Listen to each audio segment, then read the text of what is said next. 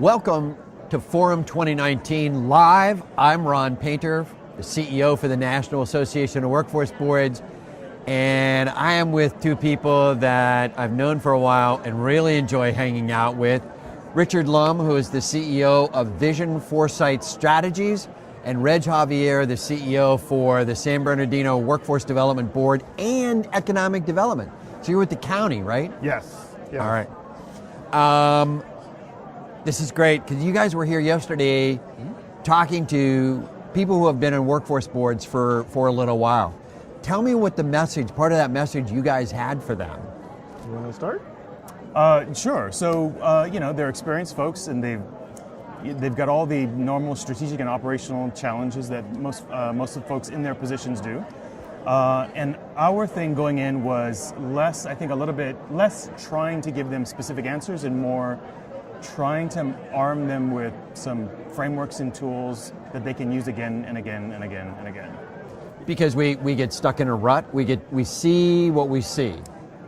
Yes, and I think when they're trying to address these bigger strategic issues that they're supposed to be doing, I think it's trying to help them think more critically about how and why change is happening and seeing a bigger picture and how they go about doing that.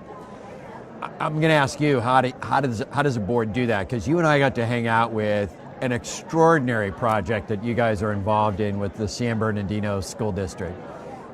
Reg, talk a little bit about what you guys are doing there, and how does a board see that as this is what we need to be doing? You know, what we realize in San Bernardino County is that all of the other systems, the big systems, K-12 education, community colleges, economic development, they're all starting to look at labor issues and workforce issues in our region. And they're all starting to do real great work independent of one another. What we were smart enough to do in our workforce system was just bring everybody together and start having a conversation. So Generation Go was birthed, and really this process is about having career pathways all the way down to the kindergarten level, where we have young kindergartners learning SolidWorks software on computers.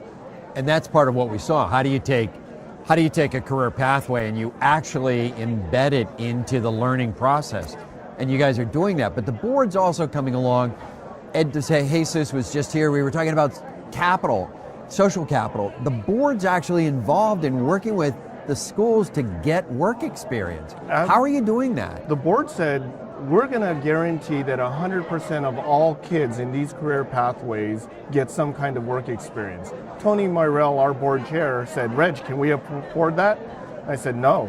But that is the work of the board now, right? And because we know that this means a whole lot to young people and, quite frankly, businesses, because we anticipate that our economy is going to evolve over time and change, and skills demands are going to continue to change in San Bernardino County. What we're doing is developing the systems, and the systems working together to create the talent that's going to be necessary, not just now, but in the long run, because these systems are beginning to work together to address the needs of the economy. Well, I got to tell you, an incredible visionary in your school superintendent, Dr. Dale Marsden. It was a great day spent with you, the board, with other folks. I want to come back in. So Richard, we're here at Forum 2019. Obviously, we're seeing an economy, a labor market, really in the midst of turbulent transitions. What are the kind of things that we want to kind of keep out there in the periphery? What are you watching? Because you guys do a lot of scenario planning and trend analysis. Is that right? That's right. So it depends on what kind of time frame you're talking about, right? So that was some of the stuff that we talked about with the boards yesterday. Transition, turbulence, those are excellent terms right now. I think, we're looking over the next 10, 20 years. You do expect the American economy to grow, to continue to grow and maybe do fairly well. At the individual level, at the level of individual workers, individual businesses, however, turbulence and transition, constant disturbance is one of the things that we're expecting. And once you get out to that 10, 20-year sort of time frame, frankly, some of the stuff that you're starting to really pay attention to is more global, right? Because as we know, the global order and trade and all those things are in flux. And right now, folks are starting to really, really compete over who gets to define and structure what the rules and the technology is of the next era. And it's not guaranteed that we get to define those things. Right, because we've got some folks called China, and they're doing a lot of this development.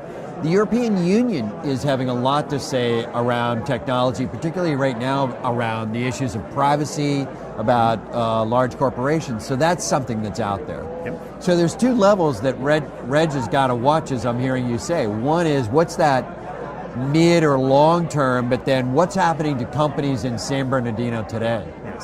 Yes, it is a real challenge. It is.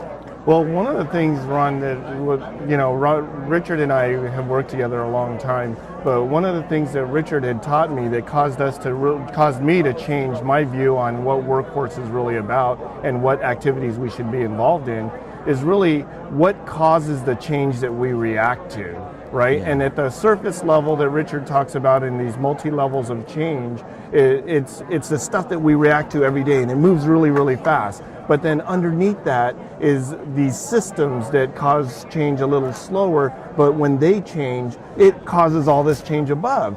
So we start thinking about, in San Bernardino County, what are the systems that we need to impact to cause the types of changes that we want to see in our region? Well, I hang out with somebody by the name of Richard Lum.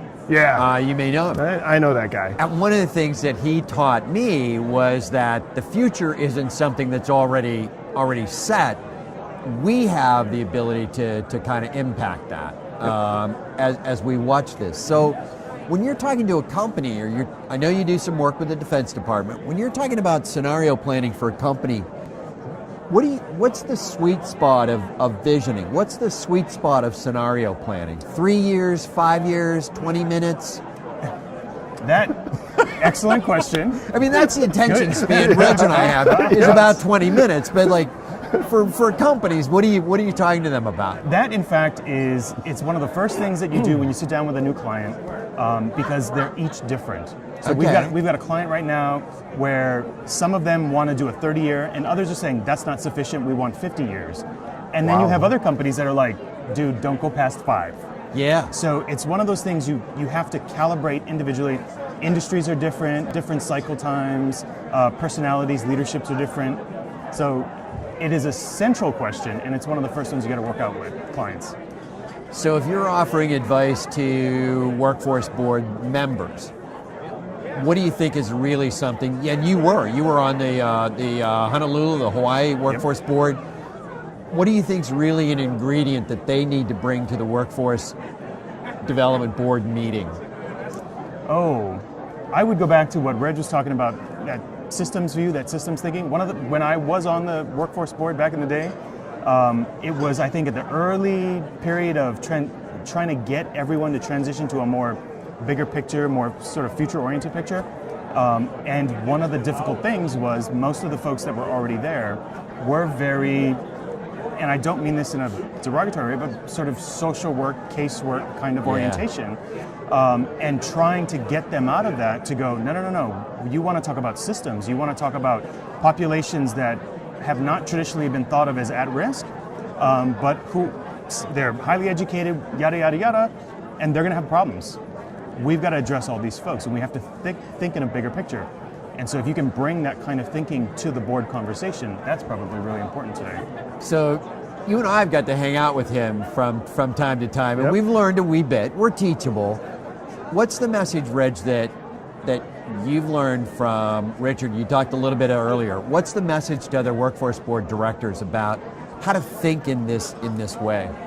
Well, I would say that as we begin to think about what we're achieving today and move from small performance metrics to really impacting entire regions, we're sort of swimming upstream and trying to figure out whether or not we're capable as workforce boards to do everything. And we're incapable of that. We'll never have enough resources. So the real key question in my mind is, where are you going to accumulate all of the resources necessary to meet the needs in your region?